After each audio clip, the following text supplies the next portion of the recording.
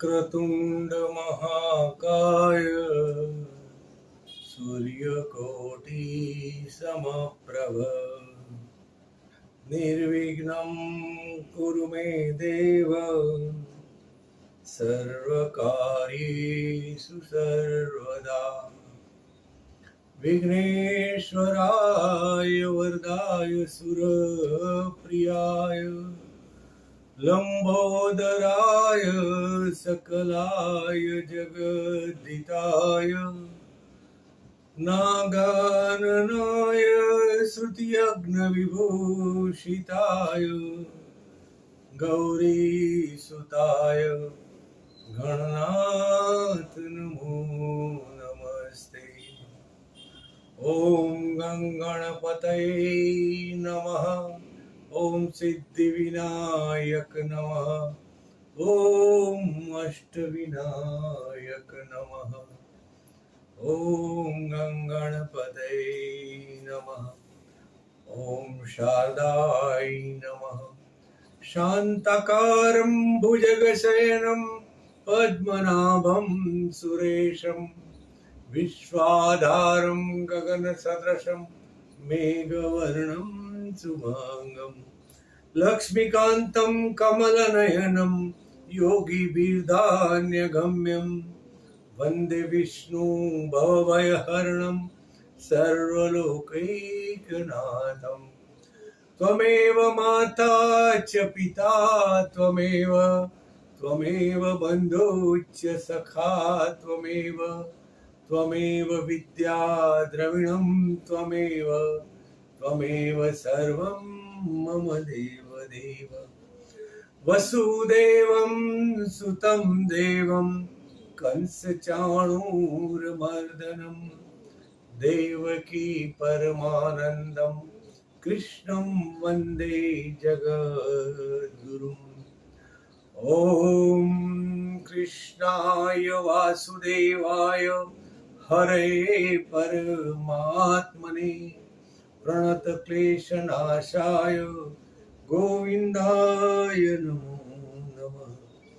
मुखं करोति वाचालं पङ्गुमलङ्घयते गिरिं यत्कृपातमः वन्दे परमानन्दं माधवम्। ॐ परमानन्दं माधवम्। मृत्युञ्जय महादेव त्राहि मां शरणागत। जन्म मृत्यु जरा व्याधि पीडित कर्मबन्धने। ॐ त्र्यम्बकं यजामहे सुगन्धिं पुष्टिवर्धनम् उर्वारुकमिव बन्धनान् मृत्योर्मुक्षीयमामृतात्। ॐ नमः शिवाय। ॐ नमः शिवाय। ॐ भूर्भुवः स्वः तत्सवितुर्वरेण्यं भर्गो देवस्य धीमहि धियो यो न प्रचोदयात्। आदितस्य नमस्कारान् हे कुर्वन्ति दिने दिने दीर्घमायुर्बलं वीर्यं तेजस्तेषान्तजायते। देय सदा सवित्रमण्डलमध्यवर्ति नारायणाय सरसिजासन्न सन्निविष्ट केयूरवान् मकरकुण्डलवान् किरीटी आरि हिरण्यमय रिपुः शङ्खचक्रः। ॐ मित्राय नमः। ॐ रवये नमः। ॐ सूर्याय नमः। मनोजवं मारुतुल्यवेगं जितेन्द्रियं बुद्धिमतां वरिष्ठं वातात्मजं वानरयूथमुख्यं श्रीरामदूतं शरणं प्रपद्ये। श्रीरामदूतं शरणं प्रपद्ये। जय हनुमन्ते जय हनुमन्ते जय हनुमन्ते कृपा करो। आइए हनुमान बिराजिए, कथा सुनो श्री राम की। श्री वाल्मीकि आदि कवि वाल्मीकि रचित रामायण ना बालकांड नु प्रकरण 17। परशुराम नु गर्व खंडन। श्री रामचंद्र भगवान की जय। श्री कृष्णचंद्र भगवान की जय। श्री एकलिंग जी महादेवनी जय। પ્રાતઃ કાળે મહર્ષિ વિશ્વામિત્રે મહારાજ જનકને તેમના ભાઈ કુશધ્વજ પાસે વિદાય માંગી. બંને રાજીઓએ વિશ્વામિત્રને ભાવ વિભોર માનપૂર્વક વિદાય આપી. મહર્ષિએ આશીર્વચનો કહી ત્યાંથી તપશ્ચર્યા માટે ઉત્તર દિશાએ પ્રયાણ કર્યું. મહારાજ દશરથ પોતાના ચારેય પુત્રો અને ચારેય પુત્રવધુઓ, ગુરુ વશિષ્ઠ જેવા ગુરુજનો, અમાત્યો, મંત્રીઓ સાથે અયોધ્યાની દિશાએ પુરપાટ ચાલ્યા જાય છે. બધાના હર્ષનો પાર નથી. દશરથને તો સર્વ રીતે મનોરથો પડ્યા હતા. રામ લક્ષ્મણ વિશ્વામિત્રનો યજ્ઞ નિર્વિઘ્ને સંપન્ન કરાવી શૌર્યનો પરિચય કરાવ્યો હતો. ઉપરાંત જનકના મહાધનુષ ઉપર બાણ ચડાવી વિદય વંશની ચારે કન્યાઓને રઘુવંશની વધુઓ બનાવી રામે અક્ષય કીર્તિ સંપાદન કરી હતી. માર્ગમાં જતા જતા વનમાં એકાએક પક્ષીઓની ઘોર વાણી સંભળાવા લાગી. હિંસક પશુઓની ભયંકર ગર્જનાઓ થતી હતી. શિયાળો રુદન કરતા હતા અને બીજા અનેક પ્રાણીઓની શુભ ચેષ્ટાઓ હતી. મહારાજ દશરથના મનનો આનંદ વિષાદમાં પરિણમવા લાગ્યો. રાજા દશરથ ચિંતામાં પડી ગયા. તેમનું મોઢું લેવાઈ ગયું. આ જોઈ ગુરુ વશિષ્ઠે કહ્યું, રાજન, શાની ચિંતા કરો છો? ત્યારે દશરથે કહ્યું, ગુરુદેવ, આજના શુભ દિવસે મને કોણ જાણે શાથી અમંગળે દાણ દેખાય છે. જુઓને આજે મધુરવાણી બોલનારા પક્ષીઓ પણ કરુણાક્રંદ કરી રહ્યા છે. વશિષ્ઠે કહ્યું, મહારાજ, સંતાપ ન કરો, સમતા ધારણ કરો. આમ બંને મહાનુભાવોની વાતો કરી રહ્યા હતા. એટલામાં પ્રચંડ વંટોળ ઉમટ્યો. ધૂળની ડમરી ઉડવા લાગી. ભયંકર ઝંઝાવાતથી ઉન્નત વૃક્ષો જળમૂળથી ઉખડીને પડવા લાગ્યા. સૂર્યના કિરણો ઝંખવાતા ગયા. આ વેળામાં ગુરુ વશિષ્ઠ, મહારાજ દશરથ અને ચાર કુમારો જ સચેત હતા. તેઓ એકબીજા સામે પ્રશ્નસૂચક દ્રષ્ટિથી જોઈ રહ્યા. મહારાજ કંઈ પૂછે તે પહેલા ધૂંધળા વાતાવરણમાં એક વ્યક્તિ પોતાની સામે ધસી આવતી દેખાવા લાગી. થોડી વારમાં એ આકૃતિ સ્પષ્ટ થઈ ગઈ. આ કાલાગ્નિ જેવા દુસ્સહ, કૈલાસ જેવા દુર્ગર્ષ અને ભયંકર લાગતા જમદગ્નિના પુત્ર પરશુરામ હતા.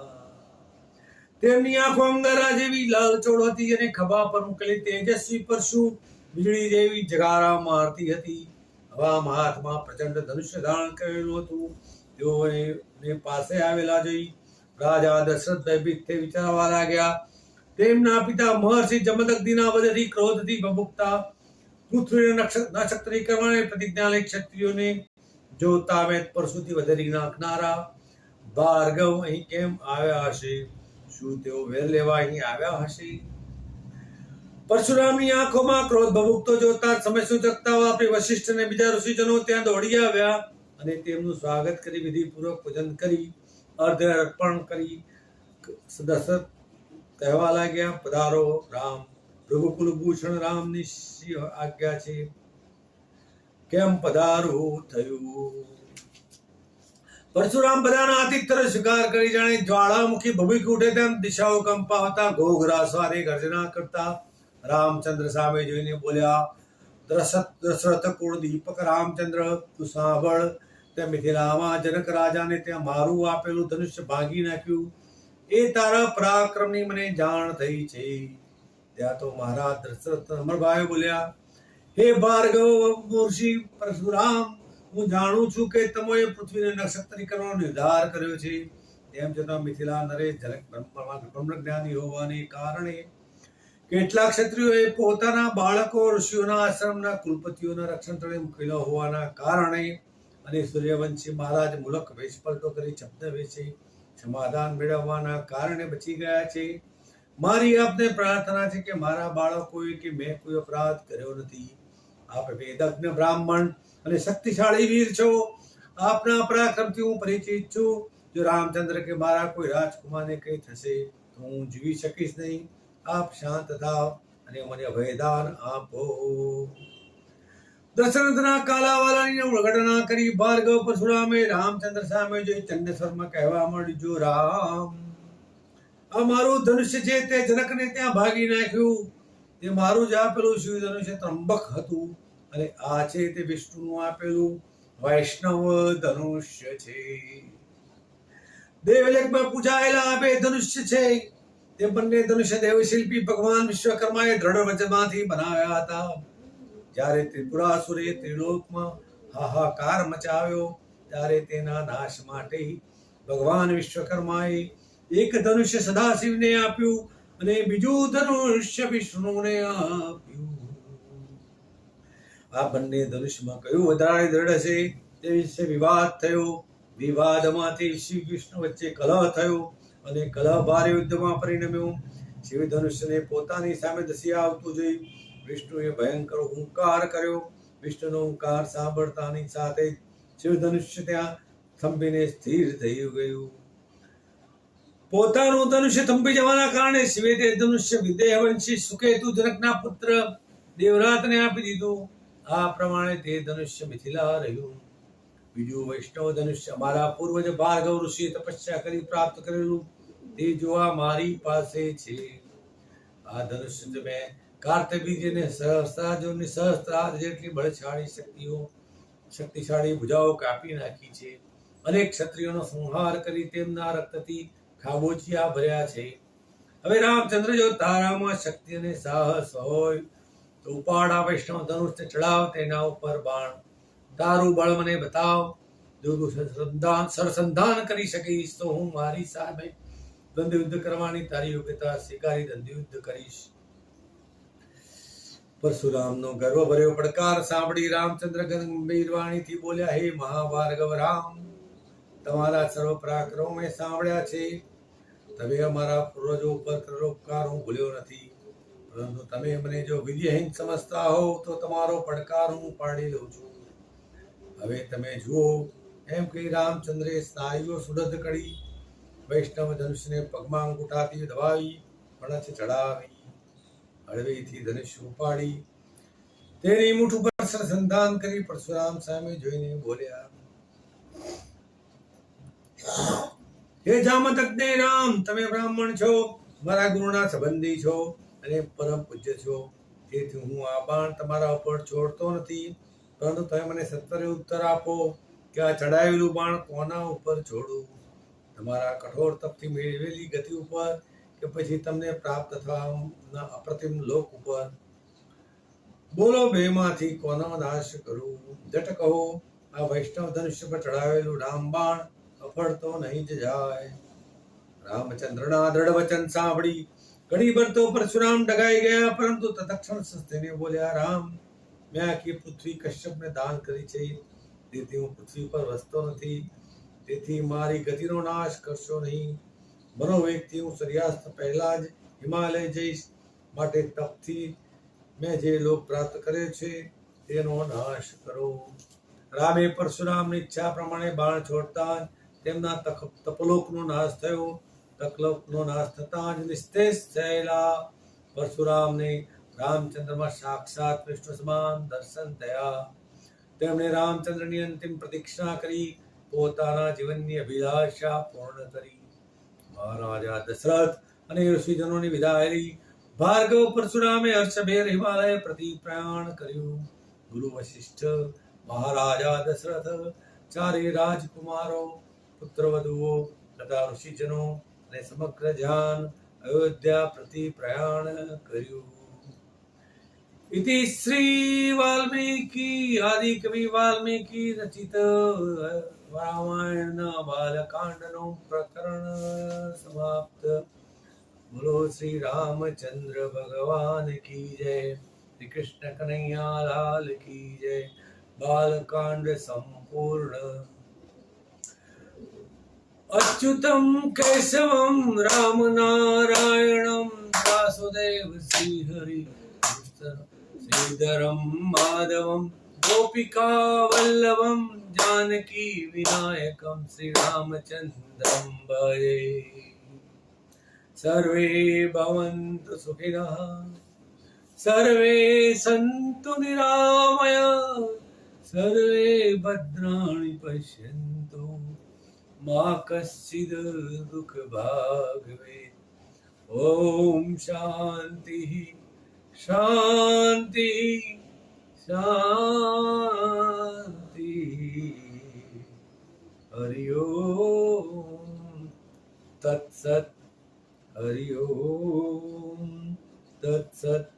हरि ओम तत्सत्। रघुपति राघव राजा राम, पतित पावन सीताराम। सुंदर विग्रह मेघा श्याम, गंगा तुलसी शालिग्राम।